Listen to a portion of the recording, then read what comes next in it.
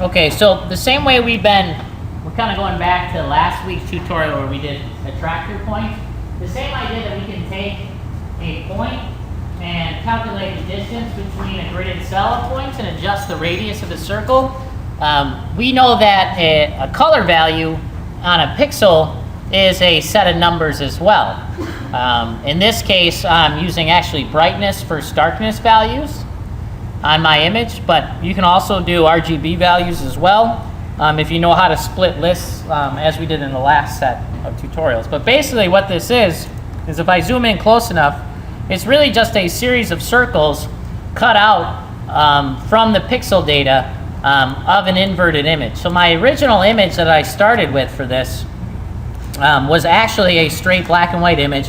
It's best for this script specifically to use the black and white image.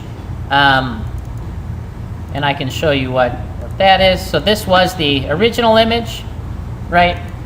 What I had to do was I had to go in and desaturate it in your image editor, or whatever you choose to use for image editing, you know, in Photoshop or whatever you can use. And then I needed to invert it. So I desaturated and then I inverted it. And that gives me some nicer values to work with, because as an RGB value, it's going to be almost like a coordinate point system. It's going to be an X, Y, Z. So white is 255 by 255 by 255 or something like that, or maybe that's black, one of the two. But basically I want to invert it. So anything that's white, it's going to cut out a circle for based on whatever its intensity of white is. So it's a floating point from 0 to 1, right? And then we do a multiplier with it. So I have the finished definition. When you're done with it, it should look similar to this. So we can adjust the resolution of it, how fine and how close we want the spacing of circles, right? If I do less circles, it's obviously going to give me less of a definition in my image. And for this, it's really going to take a minute to generate. So we're going to start small and scale ourselves up on it. So I went down to 0 there. Okay, so I'll just start a new document in Grasshopper. And I'm working in a top view because I'm going to cut this out on the laser cutter. So the first thing is really I start at the point where I want to work on. So if I type in image, I get this image sampler. So the whole point of this lecture is working with the image sampler. If I right click on it, I can go to the settings. And inside the settings there is an X domain and a Y domain. So the same way we've been working with domains of numbers for values, we're going to do the same thing with the image, but we're going to tell it to sample points at specific pixels within that image. So the first thing I need to do is obviously load in my inverted image. So I'll take my file path and I'll go ahead and find my inverted image. Now it's saying that my X domain and my Y domain is by default only mapped to a 0 and a 1. I want that to read the pixel value. So I'll click on the Mona Lisa here, and it gives me now my image size, which is 1500 pixels approximately by about 1250 pixels. And I'll just click oh, there's a few other things. So if you look on the channel, so just like in Photoshop, there's channels to operate on. Last year we talked about alpha channels and things like that. I have access to all those as well in here. Now because I desaturated it, you're not going to see any of those values when I click on them. And when I do that, when I do my channel of RGB, we'll look at this a little later, you're going to get values that aren't necessarily good for the operation we're trying to do. What I want to use is, since I'm trying to cut the circles out, I'm going to do the color brightness. So I'll click on the color brightness value, and that should allow me to operate on that. So when I look at my output, it's really not giving me anything. It's just literally reading the file. Right, it's saying no data was collected. So I need to tell it to sample some points within that image. The first thing is I know that I just read the pixel value, so I'll make 2 number sliders according to the size of the pixel count, and they're going to be an integer value. Now my maximum, since I know they're in the 1200s, I'm going to go up to 3000 for each one, and then I'll edit that, and I'll set 1 to be the Y value, which is 1555. And then the other one is the X domain, which is 1228. And that gives me my X and Y. Now I need to develop a domain range for this? Well, first I want to make my panel the same size as my image, because I'm assuming that I've done some work in Photoshop or whatever it may be to get my image correctly sized for this operation. So the next is I'm going to make a rectangle at that size. So I type in rectangle and I give it on the XY plane. I give it my X size and my Y size. And then there's my bounding box for that operation. And we'll use that a little later. For now, we're not going to use it. We're just going to set that up. We will use the pixel values. The next part is I want to establish a series of points to calculate that surface from. So I will interpret that surface. So the same way we did our warped panels, we're going to interpolate data from our surface. So I'll just go ahead and do a boundary surface from that rectangle.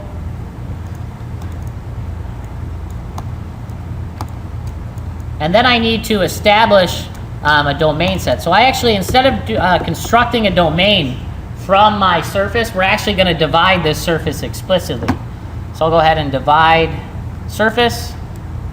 And that gives me my surface value. And then it's asking for a U count and a V count. Now this is where the fidelity of the image, because at every one of these points, we're gonna draw a circle corresponding to the brightness value of my image. So I want those to be independent of my rectangle.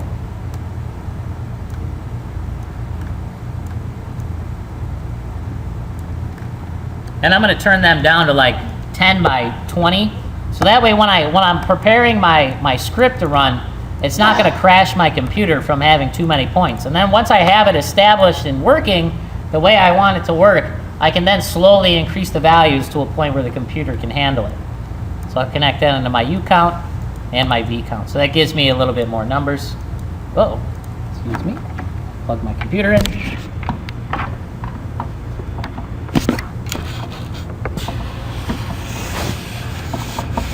There we go. There we go. Okay, so now that gives me a domain set essentially to work off of. So from there I can take my points and I'm going to connect that into my image. So then at each point, right, each one of these is a flattened list and running from left to right at 0, 1, 2, 3, 4, and so on and so forth all the way up. So at every one of those points in respect to this image, I'm sampling a brightness value based on 0 to 1, right? And I can see that list here. As I increase the number of points, my list will increase correspondingly. So that gives me my brightness value. And from that brightness value now, I'm going to go back down to 20. I can begin to draw circles with a radius corresponding to whatever that brightness value is. So it's pretty simple to do. All I need to do is then connect a circle by circle, normal, and radius. And I do my center. So we have an issue there. Data conversion from number to point. Okay, so our points are actually going to be from here. So my circle is my circle, normal, and radius. That's my divided surface points. And then my radius is going to be whatever the output is from the image. Now if I zoom in really far, because it's a 0 to 1 value, I really don't see any circle being drawn. And some of them I may or may not. So there's one. But it's really tiny. So we need to put in a threshold value. So that's a multiplier to give my circles a size that corresponds with the size of my panel. So I'll do a multiplier. So I multiply by a specific number value, which is arbitrary at this point because we're just setting up the relationship. And I'm going to connect my data from my image to my multiplication, and now that becomes my radius value. So then that grows my circle size. And if I increase that there, you can see now that it begins to draw circles that are starting to map out kind of what this image looks like. Now my problem being with this is that I have overlapping circles. So if I were to take this to the laser cutter and want to cut out images, I'm going to end up with like this big jumbled mess of stuff. So I need to set up a data relationship to say and determine a minimum and maximum distance for my cell size, and that's going to drive the boundary of my circle radius. So what I can do is I know that I've divided by a certain number, so I need to take that division, and that division determines the maximum diameter of my circle. So I need to divide that division by 2. So I take whatever I said my division value would be, I times it by 2 to get a double of spacing, and then I take the distance between them.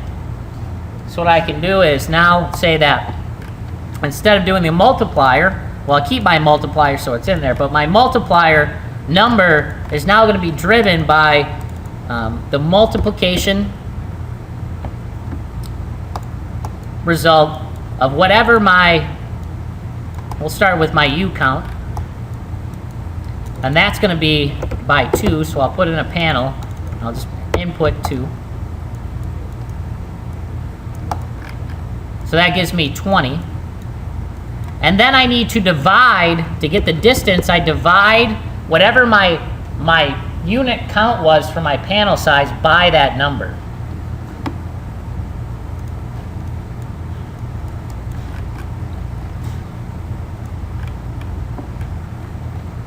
So that's my U value. And then that becomes my multiplier. And let's see. And excuse me, we're dividing our first, whatever the X value is for my panel, I'm dividing that number so it goes into the A division by the result of the doubling of that. So that constrains my circle diameter to never go beyond whatever the half distance is. So my radius is never beyond the half distance in the X direction. Now, what happens with that is that works fine and well, but now I have an issue where my circle size is still overlapping in the Y direction. So I need to establish that same relationship for the Y direction. So I take that operation, and I'm going to copy that down. And instead, now I'm going to plug my V count, which corresponds to how many I have in this direction. So I have actually calculated a little inaccurately here. Let me just double check. So I'll take my slider value here, and then in the Y, so that's doing my Y is the V count. I do my Y into my A value for that second multiplication, and then I divide my Y distance by that multiplication value. And if I look at that value, if I plug that in instead of the X direction, you'll see in the Y count, it never goes beyond that.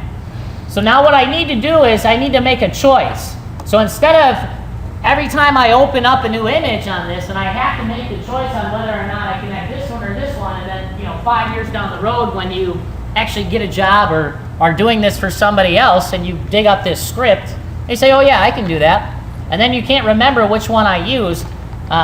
Really, we set that relationship up ahead of time to make the decision on the minimum or maximum. So we always want to take whatever the minimum value is between these two and input that. That way I can have an image that's actually in landscape form versus portrait form, and it's still going to operate the same way. Right? So I take in and I type in minimum, and really it's going to take the minimum of either value and output that as my radius. And then in this case, it hasn't changed from what it was. The minimum was obviously this direction. Now if I decrease that, it's going to take over. If I increase my X value, it's going to take over and begin using my X value as the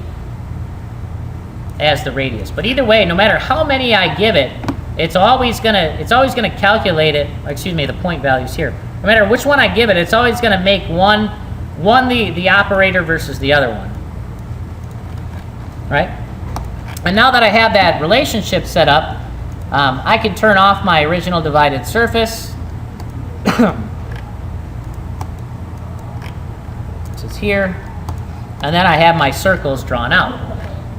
Now the last part of this is, and we're dealing with lists, so the last segment of today's class was we had a list of data, right? And then we pulled and retrieved points from that list, and we had 4 points per panel surface.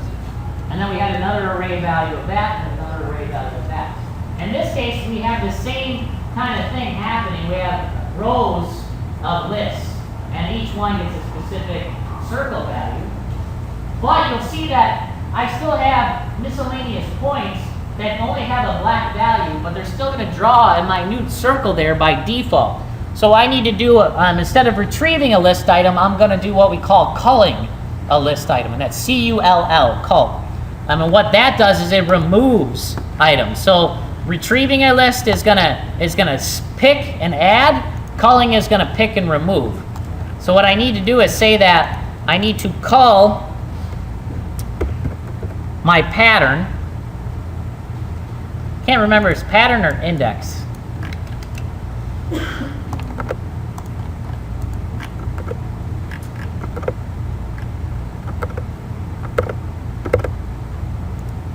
Let me just double check myself before I go any farther.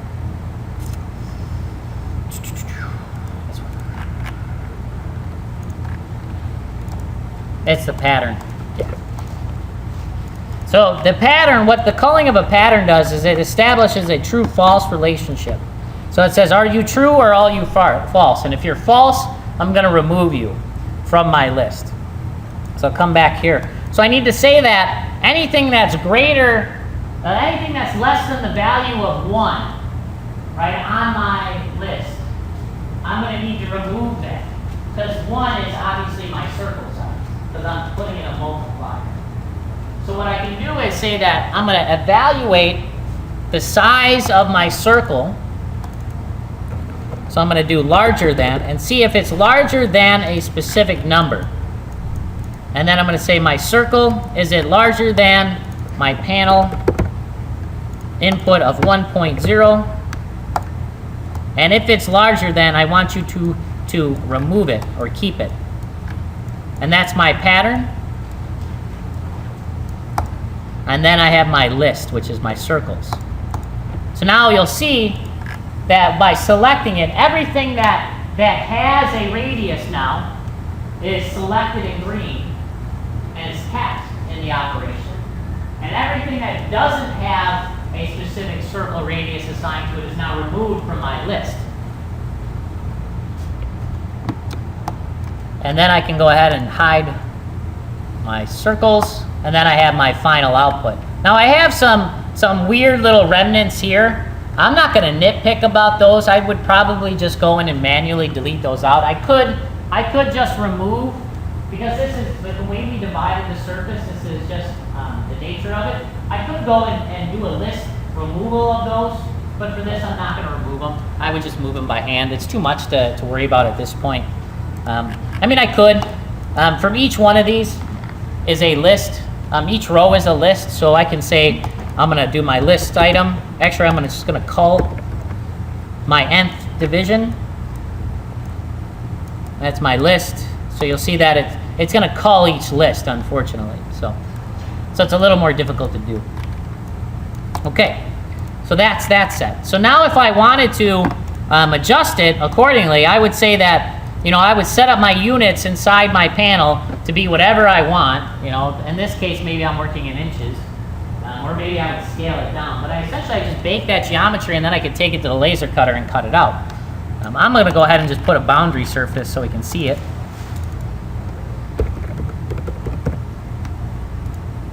Inside there. Give it a second. Generate. There we go. So now I can actually see what that looks like. There.